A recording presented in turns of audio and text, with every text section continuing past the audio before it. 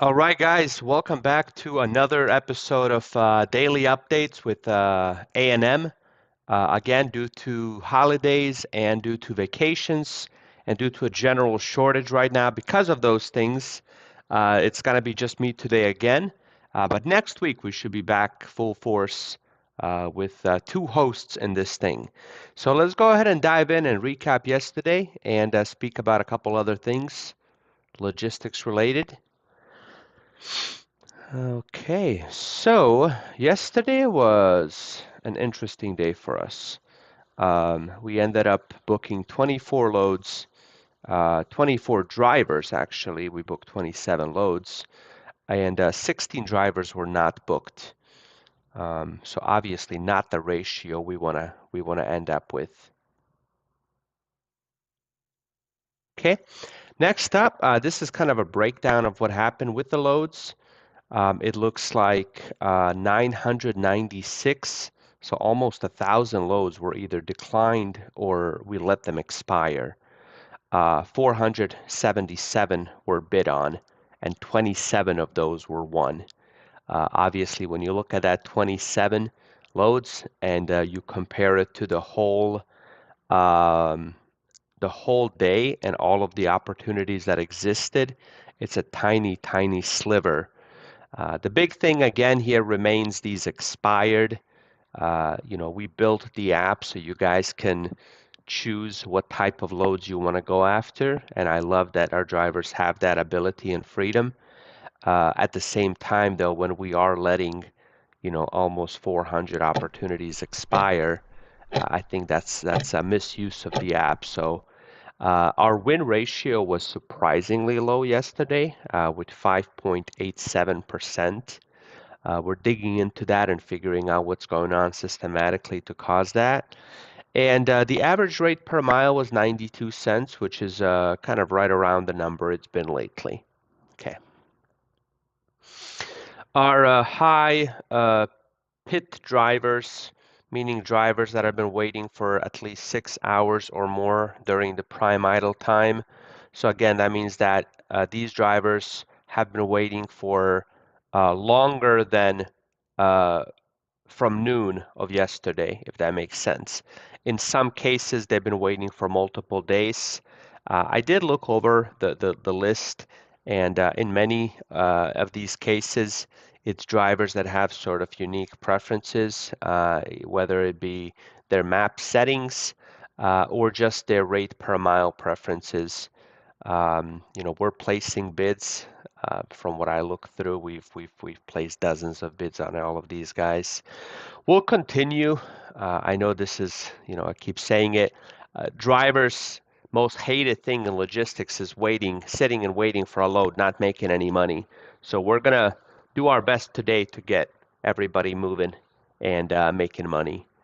Let's keep going here. Now this is actually not updated because the person who usually does these was out today. So you guys have kind of a condensed version. Driver Spotlight Augustine. This gentleman has been with us for a very, very, very long time. Yesterday, Vedad, our operations manager, left the following comment. Big applause for this man. Called him with an urgent recovery for a load, and he accepted to help with zero hesitation. Load was delivering to North Carolina, a state that he normally has on auto reject. Thank you, Augustine. It means the world to us, man, when you show flexibility, when you show willingness to step in. We cannot thank all of our drivers when they do stuff like that enough. Because, I mean, at the end of the day, the way that we as a company and we as a team can succeed is if we have people on that are willing to jump in, if we have dispatchers that are willing to, stay over if they have to book somebody, if they have drivers that are willing to be flexible, if management is willing to do what they need to do outside of the scope of their work. Anytime you have a rigid system where nobody wants to budge outside of what their direct tasks are, um, that team cannot go as far as a team who does have some flexibility. So big thanks to Augustine. Overall, like I said, this guy's been with us forever. Thank you, man. We all appreciate you. Onward. This is a breakdown. Yesterday was a skeleton crew. We had a couple people in due to the holiday and most of our drivers still being out of commission. Omer had 288 bids, which must be an all-time high. I don't remember last time I seen somebody with that many bids. He declined 153, right? So that means that there was 153 additional loads that came through that he could have bid on, but he declined for whatever reason. Usually it's because the load might pick up tomorrow, or it might be a super heavy load, or there's something going on, some valid reason we turned it down. He booked 15 loads with an average load pay or revenue per load is $606. All right, and the Vedad uh, with 147 bids, 129 declines. He booked 9 and 318 average revenue per load. Onward. This is actually from the day before, but here we are. So this is the third best load we booked yesterday. It was a Wisconsin to Louisiana, 1,033 total miles with empty and loaded for $1,010, 98 cents a mile. Louisiana is not the best for loads, but it's also not an area that we typically get stuck in. So we are able to get people out relatively quickly from Louisiana. Anytime you can get a load like this, it's a really good opportunity. And here's the thing about this one, right? As you can see on that icon, the driver's home is actually along the route because that little orange right here you see, that's the home. So this is a really cool load because it picks up close to the driver's home. He gets to go home, spend a few days with the loved ones, and then deliver on Monday in Louisiana. And then he gets the week started off with $1,000 loads already in the pocket. Great job. Onward. Next one up, we got a load that picks up in Indiana, goes to California, Los Angeles. Actually, no, it delivers to uh, Tulare, Tulare, California. And then the closest city that we recommend relocating to, that's what this R icon is Los Angeles, right? So with all of that, it's 2,163 miles, 1,850 on the pay. Again, it's a good one because you've got all weekend to do it. You don't have to rush. You got a nice big load to stay busy over the weekend. You're not confined and constricted by time. You're able to kind of enjoy the scenery. I know when I was a driver, I used to love this kind of route because driving through Nevada and New Mexico and Arizona was absolutely stunning. It's like something from a Western movie. It was really fun. And the last but not least, the best load we booked yesterday was a Michigan to California. This was $2,410, 2,388 loaded miles. I didn't get the empty miles on this one, but I don't think there were many empty miles here. Also, I mean, a stellar load. You've got plenty of time to do it. You don't have to rush. You begin next week with $2,400 already on the check, so it's a good one. And this is actually a different route. This is more going through Colorado, going through Montana, Utah, rather than the south. I personally actually preferred that southern route when I was a driver. Kind of curious what you guys, anyone in the chat, if you want to drop a comment, which route do you prefer? This middle of the U.S. or this southern, where you're going through like New Mexico and Arizona and stuff like that? Okay, but onward.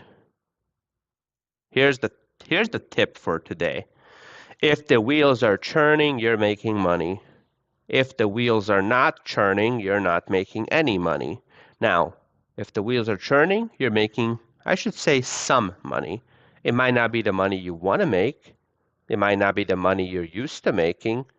By the time you add fuel, by the time you subtract everything, it might not be very much money. But logistics is like a roller coaster. There's ups and downs. people who understand that and accept that not every load's going to be this phenomenal load that you're absolutely in love with are people who are able to A, make a decent amount at the end of the month, at the end of the year, B, keep their sanity, right? Because drivers who are consistently focused on, I want this kind of load that pays this much, and if it's not this, then I don't want to do it. I mean, I understand.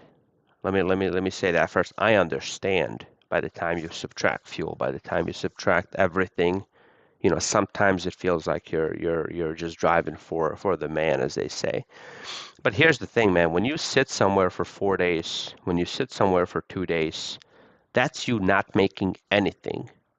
And then by the time you calculate in your meals, your showers, everything else, by the time you calculate in that you still have to pay for insurance, you still have to pay for the van payment, you still have to pay for all these things, you're losing money by sitting. You're in the negative. People think, well, if I'm not driving, I'm not losing. No, you are, man. Because every day, there's 30 days in a month, right? And if your van payment is $1,000, let's say simple math, that means every day it's like what, $33 or whatever is the amount you owe towards your van. So just to sit costs you $33. Insurance costs the same thing, right? Food on the road, showers on the road. So there's an expense to you just sitting and doing nothing.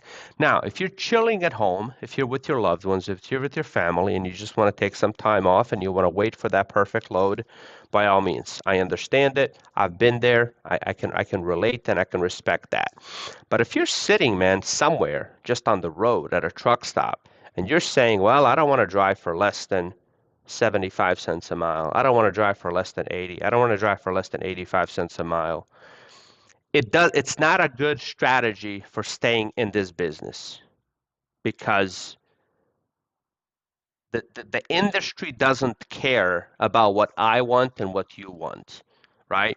When a customer has a shipment and they get 20 offers for 70 cents a mile, I can say, well, I don't drive for 70 cents. I'm going to hold out until I get what I want. And that's fine. That's my right. And that's but it's not, the industry moves on. You're just going to keep sitting. You're not going to be making anything. If the wheels are churning, you're going to get a combination of good paying loads, low paying loads, loads you love, loads you hate. But at the end of the week, you're going to end up with two, three, four, five loads, and you're going to end up with $2,000 or $3,000 that you've made. And like I said, some of those are going to be, excuse my language, shitty loads, loads you don't want, loads you don't like. But some of them are going to be pretty good loads. And right now, I speak with truck drivers. I have family members who are truck drivers. Right now in logistics is not the time to sit and be picky and wait for your ideal, perfect load sent from heaven. Right now is the time you take whatever you can get and you keep moving. Earlier I showed the numbers. Every single day we are declining and we are letting expire 2/3, 3/4 of loads that are available. If there's 1,000 loads available, 600, 700 of them, you guys and our dispatch are either declining or you're letting them expire because you see them and you turn away or you don't even look. Right now, those people that want to stay busy are going to be people that seized every opportunity that pops up. And don't mistake what I'm saying for justifying the situation or for, putting blame on you guys. I'm here to tell you this is how it is right now. You can either adjust, we can either adjust and move with it, or we can hold out of some principle and not make money, not do well, and eventually be pushed out of the industry because you can only go so many weeks of making $1,000 or less, with all the expenses out there. Okay, onward. One of my favorite stories, this is the daily quote, not really a quote, it's a story. I don't know if you guys have heard it. It's about a Chinese farmer and his son. So a Chinese farmer and his family are living in a kind of a poverty. You know, they're living a simple life. And one day, the horse that they have runs away. And the son comes to the father and says, "Hey, father, the horse we had ran away." And the father, and the son is apologizing, and the whole town comes over and says, "Man, we heard you lost your horse. You know, we're really sorry to hear that." And the father says, "Well, we'll see what happens." The next day, that horse comes back with a bunch of other wild horses that followed him, and everyone says, "Hey, man, looks like your luck has turned. Looks like fortune has come to you. Oh, you got all these horses now." And the father says, "Well, we'll see." The next day, the son is trying to tame those wild horses and take care of them, or whatever the terminology is.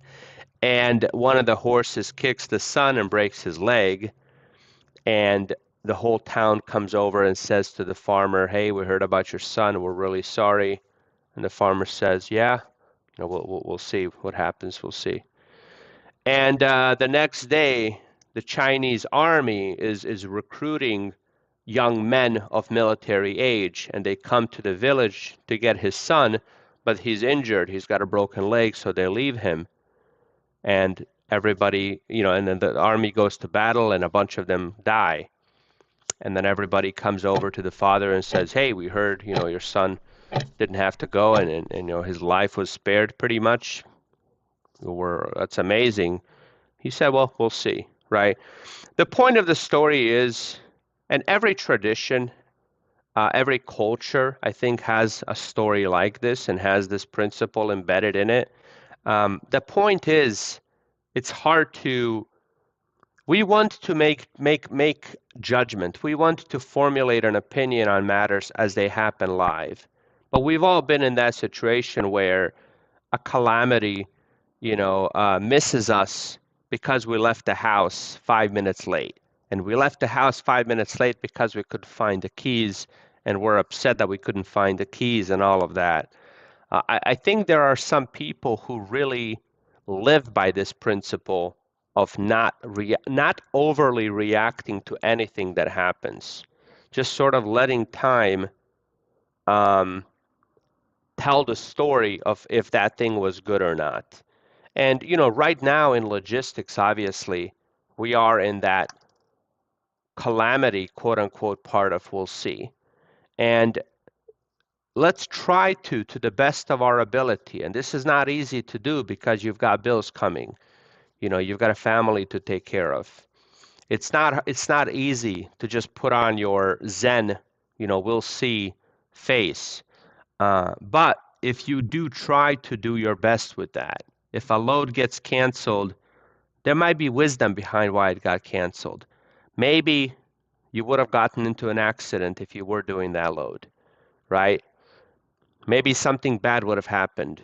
If you get an amazing load, be thankful, be happy, but don't assume that it's the best thing for you. Still try to remain sort of in the middle, more flatline, rather than reacting to the good with a huge celebration and then reacting to the perceived bad with a huge down. Instead, if we try to adopt this middle ground, this mellow, this middle will see, way of living, I think it's easier to navigate through life and all of its challenges and everything else that comes with it. So that's pretty much it for me. I'll stay on for another minute or two just to see if anyone has any questions or comments. You can type them in the chat. I'm happy to assist.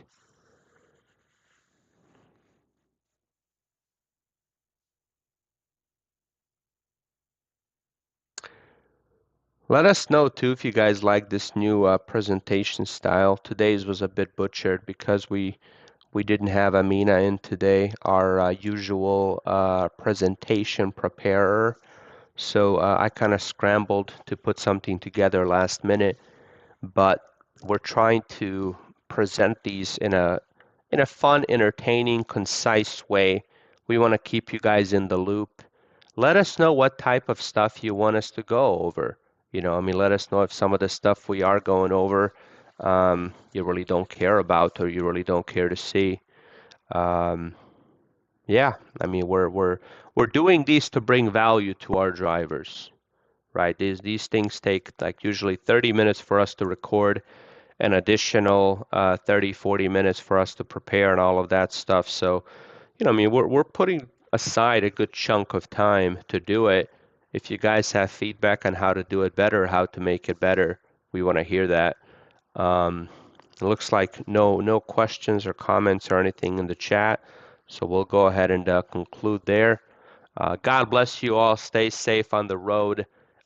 Thank you for your hard work. Thank you for your patience. Thank you for continuing to trust us, with your livelihood and with your earnings and everything else. And we'll continue to do our best to uphold, that trust you guys put in us.